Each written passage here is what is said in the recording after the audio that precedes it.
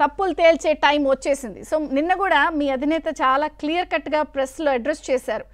అసలు ఇవి పునాదుల నుంచి నిర్మించాలి, 30 ఏళ్ళు టైం పట్టే అవకాశం కనిపిస్తుందని. ఇదొక అంశం అయితే ఎక్కడికక్కడ అందరూ జారుకుంటున్నారు, ఫైల్స్ మిస్ అవుతున్నాయి అన్న వార్తలు స్టార్ట్ అయిపోయాయి.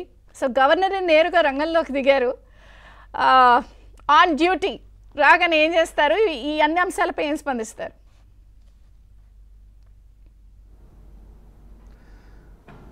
నమస్కారం అమ్మా. ఇప్పుడు తను ఏమీ చేయకపోతే వాళ్ళు తత్తరపడాల్సిన అవసరం లేదు. సో వ్యవస్థను ధ్వంసం చేసావు, నువ్వు ఇందాక చెప్పావే, అట్లా వ్యవస్థను మొత్తం సర్వనాశనం చేసి వ్యవస్థను దోచుకుని, నాట్ ఓన్లీ సర్వనాశనం కాదు, వ్యవస్థను దోచుకుని తమ వారికి దోచిపెట్టి రకరకాలుగా, అంటే ఈ పర్టికులర్లీ ఈ డెప్యుటేషన్ మీద వచ్చిన వాళ్ళు దాదాపు 18 మంది డెప్యుటేషన్ మీద వచ్చారు.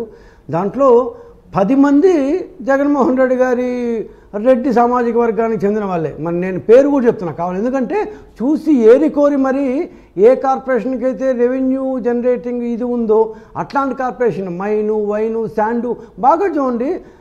ఏపీఎండిసి దానికి దాని దగ్గర జవహర్ రెడ్డి గారని, ధనంజయ రెడ్డి గారని, పొనవోలు సుధాకర్ రెడ్డి గారని, ఆ వ్యవస్థ నుంచి ఈ వ్యవస్థ వరకు అన్ని పేర్లు చెప్పేస్తున్నారు. ఎందుకు భయపడుతున్నారు?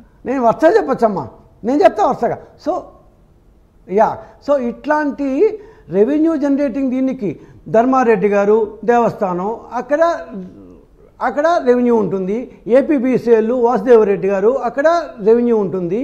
ఏపీఎండిసి అక్కడ రెవెన్యూ వస్తుంది. అందుకని వెంకటరెడ్డి గారు స్టాంప్స్ అండ్ రిజిస్ట్రేషన్, ఇట్లా ప్రతి చోట ఎక్కడైతే రెవెన్యూ జనరేషన్ ఉంటుందో అక్కడల్లా మన రెడ్డి గారిని తీసుకొచ్చి కూర్చోబెట్టారు. సరే, రెడ్డి గారు అయితే బాధ లేదు.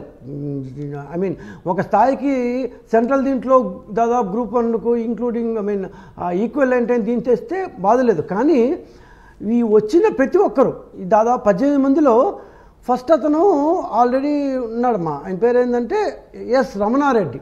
ఆయన ఐఆర్టీఎస్ సోలార్ సోలార్లో ఎన్ని ఏదో పనులు చేశారో చూసాం మనం.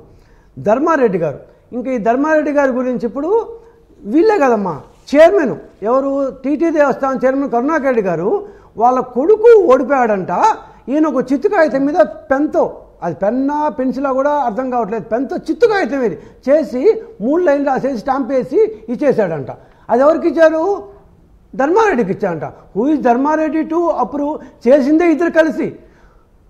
లాస్ట్ ఇయర్ బడ్జెట్ ఏమీ లేక 300 కోట్ల బడ్జెట్ ఉంటే 1330 కోట్ల రూపాయల కాంట్రాక్ట్లు ఇచ్చేసి first second choultry third choultry తిరుపతిలో కొట్టేసి స్విమ్స్ కని దానికని మొత్తం కాంట్రాక్ట్లు ఇచ్చేసి 10% ఇంట్లో కౌంటింగ్ మిషన్ కొనిపెట్టుకున్నాడు. కరుణాకర్ రెడ్డి ఇంట్లో కౌంటింగ్ మిషన్ కొనిపెట్టుకున్నాడు క్యాష్ కోసం. అట్లా ఆ లెవెల్లో దాదాపు 500 కోట్ల రూపాయలు కాంట్రాక్టుల దగ్గర నుంచి తీసుకునేసి ఇప్పుడు నాకేం సంబంధం లేదు, ఎలక్షన్ అనగానే ఒక చిత్తు కాగితం మీద ఆయన యొక్క రాజీనామా రాసేసి అది ధర్మారెడ్డికి ఇస్తారంట, ఆయన దాన్ని అప్రూవ్ చేస్తారంట. దొంగలు ఊళ్ళు పంచుకోవడం అంటే ఇదేనో. ఇప్పుడు ఇంకా ఎవరెవరు ఈ ధర్మారెడ్డి కాకుండానమ్మా వాసుదేవరెడ్డి గారు ఆల్రెడీ ఆయన ట్రాన్స్ఫర్డు, వెంకటరెడ్డి గారు ఎవరు ఏపీఎండిసి, ఈయన 7,000 కోట్ల రూపాయలు 7,000 కోట్ల రూపాయలు బాండ్లు రిలీజ్ చేసి గవర్నమెంట్కి మళ్ళించాడు. ఆయన బాబు సొమ్మ, నా బాబు సొమ్మ, పోనీ జగన్మోహన్ రెడ్డి గారి సొమ్మ, ఎవరి సొమ్ము కాదు.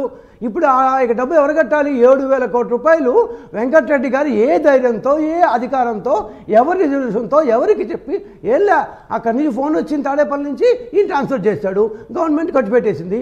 Know who has to pay వాళ్ళకి ఇచ్చేసుకున్నాడు. గవర్నమెంట్ ఎందుకు కట్టాలి ఇప్పుడు? కాపీంగ్ ఎవరు కడతారు? ఆ యొక్క డబ్బు ఎవరిది? బాండ్లు, ఆ యొక్క బాండ్లు కట్టాలి కదా. అప్పుడు ఏపీఎండిసి కట్టాలి కదా. అంటే అనుభవించింది జగన్మోహన్ రెడ్డి, దానికి సహాయం చేసింది, ఆయనకి సహాయం చేసింది ఏం మేలు వచ్చాయో మనకు తెలియదు. కానీ వెంకటరెడ్డి గారు ఈ ఇద్దరు రెడ్లు చేస్తే ఈ వచ్చేవాళ్ళు దాన్ని గురించి భరించాలా? ఇంకా మధుసూదన్ రెడ్డి గారు, ఈయన రైల్వే అకౌంట్ సర్వీస్ నుంచి వచ్చారు. ఈయన ఫైబర్ నెట్లో పెద్ద కేసులు పెట్టారు, ఏమేమో